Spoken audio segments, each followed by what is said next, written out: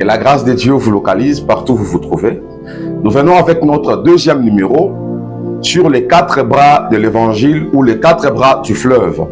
Alors aujourd'hui, nous allons savoir c'est quoi prêcher dans la révélation. Retenez avec moi que prêcher dans la révélation, c'est parler ou sonder l'écriture au moyen du Saint-Esprit pour en donner une explication. C'est aussi décrypter le mystère caché de Dieu en se servant d'autres écritures bibliques.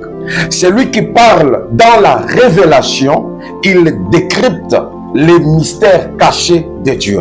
Parce que la lettre elle-même, elle tue, mais c'est l'esprit qui donne la vie.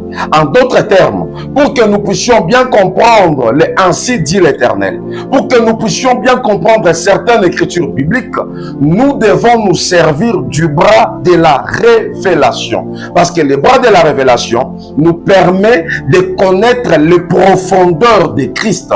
Il nous permet de sonder les écritures dans la profondeur. Il nous permet de décrypter tout ce qui est crypté, parce que la Bible est en train de déclarer dans le livre de Proverbes chapitre 25, le verset 2, il est écrit que la gloire de Dieu, c'est de cacher les choses. Mais la gloire des rois, c'est de sonder les choses. Nous, moi et vous, nous sommes des rois. Quand le Seigneur Dieu cache les choses, les rois sont là pour pouvoir sonder les choses. En d'autres termes, sonder le mystère caché, le mystère profond de Dieu. Mais nous les sondons de quelle manière? Nous les sondons au travers le Saint-Esprit.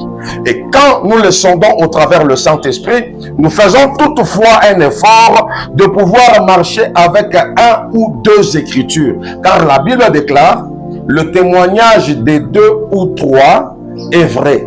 Quand nous parlons, nous classons une écriture dans la révélation, faisons un effort de regarder si et seulement si nous sommes encore dans les écritures. Parce que la révélation ne vient pas détourner le vrai sens ou le sens original des écritures, mais la révélation vient nous éclairer. Elle est comme une torche qui, lorsqu'elle braque dans le ténèbre, elle chasse le ténèbre afin que les enfants de Dieu voient la lumière. C'est ainsi que la Bible déclare que par sa lumière, nous voyons la lumière. La lumière, c'est la parole de Dieu, la parole des révélations. Elle est là pour nous éclairer. C'est ainsi que vous allez remarquer avec moi, je l'ai toujours dit, que les Saintes Écritures sont comme un lion.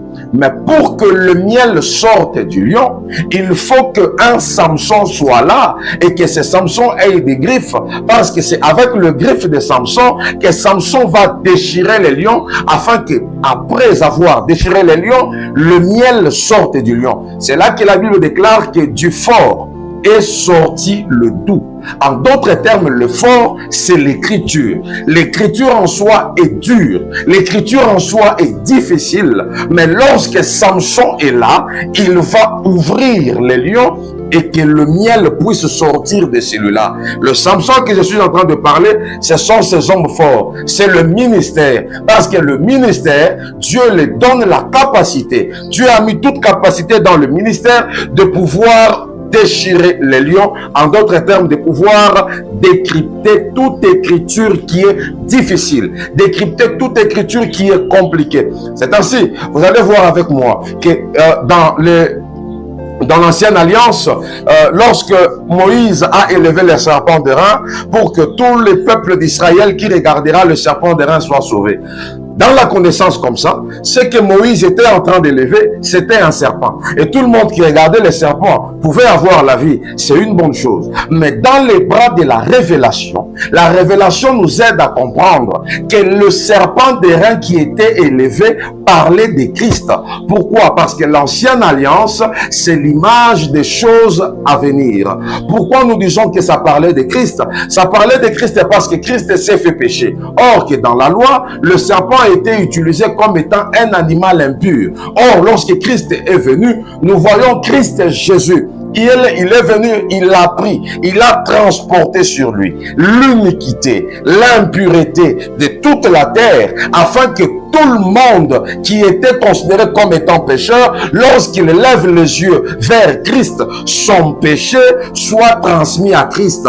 Voilà pourquoi Jésus-Christ, il est mort aussi de la même manière que le serpent d'airain était élevé sur un bois. C'est de la même manière que Christ Jésus a aussi été pendu. Il est mort sur la croix de Calvaire. Et nous tous qui étions mordus par le serpent, en d'autres termes, nous tous qui avons en nous la loi du péché, aussi longtemps que nous avons élevé nos yeux et regardé vers la personne de Jésus, la loi du péché n'a plus de force à nous, nous sommes sauvés, nous avons la vie sauve. Vous voyez ici que ce qui nous permet de décrypter réellement cette écriture, c'est les bras de la révélation, parce que la révélation, elle est une lampe. La révélation nous éclaire. Voilà pourquoi, enfant de Dieu, prie le Seigneur afin que l'Éternel Dieu te donne aussi la capacité de pouvoir décrypter les écritures qui sont cryptées, les écritures qui sont cachées de Dieu, parce que nous sommes des rois et notre gloire, c'est de sonder